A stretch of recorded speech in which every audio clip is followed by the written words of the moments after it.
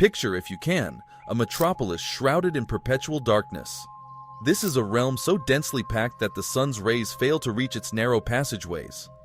Above, a tangle of cables hangs from the buildings. Bright neon signs buzz at every entrance. Here, a staggering 33,000 individuals squeeze into makeshift homes, each no more than 10 meters square, while massive airships thunder across the skies above. Does this sound like a futuristic vision, or perhaps a scene from a dystopian novel? Not exactly. This place was very much real and existed within the recent memory of many. Its name? Kowloon Walled City. This was once the most densely populated spot on the planet. Located on the outskirts of Hong Kong, the walled city was an area left unregulated. Neither China nor Britain, who both laid claim to it, took responsibility for its administration. It evolved from the desperation of the impoverished who sought refuge there, aiming to rebuild their lives. But was Kowloon Walled City just a massive slum? Or did it represent something greater? A groundbreaking venture in community living and architecture that defied all conventions. Today, we delve into the shadowy lanes of the darkest city ever to exist. A structure beyond legal boundaries. The typical portrayal of Kowloon Walled City in photographs is a towering slum engulfed by skyscrapers, much as it appeared at its destruction in 1994. To grasp how this urban giant came to be, we must journey back in time, all the way to 1839. At this time, China was under the rule of the Qing dynasty, and the British Empire was a global force.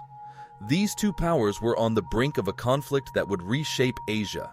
The First Opium War was as uneven as watching the Incredible Hulk face off against a tiny puppy. By 1842, China's defeat was so complete that it ceded Hong Kong to the British. However, the Hong Kong of 1842 was smaller than today's Hong Kong. Specifically, the Kowloon area lay just outside.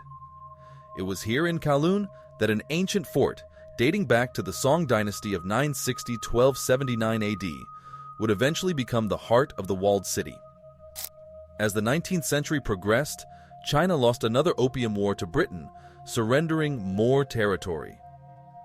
Following its defeat in the First Sino-Japanese War in 1895, China was virtually powerless to control its borders. This weakness allowed the British to coerce another treaty from the Qing, finally gaining control over Kowloon. But the British Empire faced a dilemma. While China was weakened, it was also vast and proximate to Hong Kong. In contrast, London was nearly 10,000 kilometers away. If the Chinese were adamant about retaining a part of Kowloon, particularly the old Song dynasty fort, there was little the British could do. And indeed, the Chinese were determined to keep that fort. In the 1898 Second Convention of Peking, Beijing asserted its ownership of the Kowloon fort. The agreement stated, "The Chinese officials now stationed there shall continue to exercise jurisdiction, except so far as may be inconsistent with the military requirements for the defense of Hong Kong." The British, perhaps insincerely, agreed, while likely harboring other intentions. In May 1899, less than a year after the Second Convention of Peking, British forces took control of the Kowloon fort, expelling the Chinese and declaring it part of the British Empire. As they had anticipated, Beijing did not retaliate. The clause in the convention regarding Chinese ownership of the fort proved to be mere words on paper. However, words, despite their seeming insignificance, often have a profound impact on reality. After all, it was a document that had transferred Hong Kong to British control. It was a document, the Zimmermann Telegram, that would later draw the US into WW1. Soon, the British would come to regret giving Beijing such a powerful tool in words. A sanctuary for the dispossessed. The shifting fortunes of China and Britain throughout the 20th century can be traced through the British response to squatters in Kowloon Fort. In June 1933, for instance, the colonial government in Hong Kong, concerned about Chinese peasants inhabiting the ruins, evicted them. The peasants appealed to Beijing, but the Chinese government, still reeling from its defeats, chose not to confront the British. Fast forward 2 decades, and the situation had changed. In 1947, the British Empire was still recovering from the severe impacts of World War II. Meanwhile, China was engulfed in a brutal civil war between communists and nationalists. As casualties mounted, thousands fled to Hong Kong. Desperate for shelter, many converged on the Kowloon Fort. By 1948, the fort was home to 2,000 Chinese refugees. In January of that year, colonial police attempted to remove them, only to be met with fierce resistance. The ensuing clash was a debacle for the police, who suffered injuries and were forced to relinquish control of the fort to the refugees. Could the British have reclaimed Kowloon Fort if they truly wished? Certainly, given their imperial might. But 1948 was not a time for conquest. London was still reeling from World War II, and the Empire had just lost India amid the chaos of partition. There was little appetite for further conflict in Hong Kong. Thus, the colonial authorities withdrew, waiting for a more opportune moment. On October 1, 1949, Mao Zedong's communist forces triumphed in the Chinese Civil War. Those opposed to the new regime in large numbers fled to Kowloon. By 1950, the fort's population had swelled to 17,000. It wasn't just refugees anymore. Criminals, outcasts, peasants, anarchists, and fugitives also joined this diverse mix on the fringes of Hong Kong. It was then that Kowloon Fort transformed into Kowloon Walled City. On January 11, 1950, a devastating fire ravaged the fort's makeshift settlement. Firefighters managed to save only the ancient core. In the aftermath, the displaced residents didn't scatter. They returned and began to rebuild. Out of necessity, they constructed new homes atop each other, giving rise to a unique architectural style that developed organically based on the inhabitants' needs. From these modest beginnings, the legendary Walled City would emerge. Yet, the colonial authorities continued their efforts to evict its residents. In March 1962, the British announced plans to demolish the Walled City within a year. As before, the residents appealed to Beijing. This time, however, Mao's government intervened, declaring that the British had no right to interfere in the Walled City, claiming it as part of Communist China. They cited the Second Convention of Peking, emphasizing the words the British had naively agreed to long ago.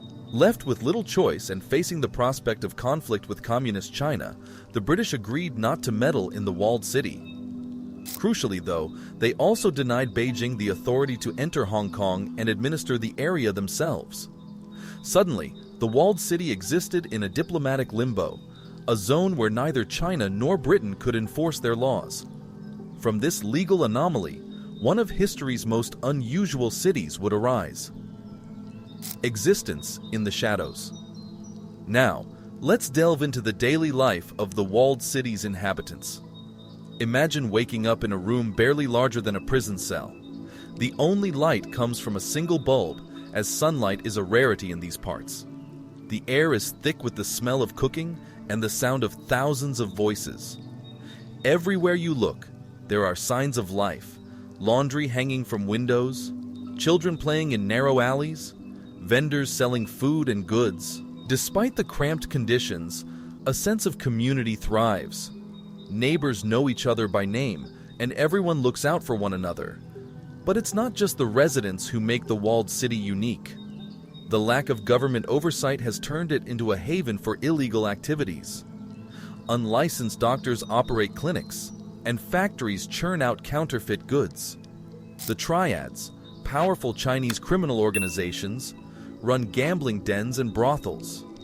Yet, amidst this chaos, a peculiar order emerges. The triads, while involved in criminal activities, also enforce their own code of conduct, maintaining a semblance of peace within the Walled City. They even mediate disputes among residents, acting as a de facto government. This blend of community spirit and lawlessness creates a paradoxical harmony. The Walled City becomes a symbol of resilience and ingenuity, a place where people from all walks of life coexist in a delicate balance. The end of an era. In the early 1990s, the British and Chinese governments finally reached an agreement regarding the future of Hong Kong. As part of the deal, the Walled City was to be demolished. In 1993, the last residents were relocated and the bulldozers moved in. Today, all that remains of the walled city is a park, a stark contrast to the bustling metropolis that once stood there. The story of Kowloon Walled City is a testament to human adaptability and the power of community. It shows us that even in the most challenging circumstances, people can come together to create something extraordinary. As we reflect on this remarkable chapter in history, let's remember the resilience and spirit of those who called the walled city home. And that brings us to the end of our journey through the dark alleys of Kowloon Walled City. If you found this story fascinating, don't forget to hit the subscribe button and join us for more incredible tales from history. Until next time, keep exploring the hidden corners of our world.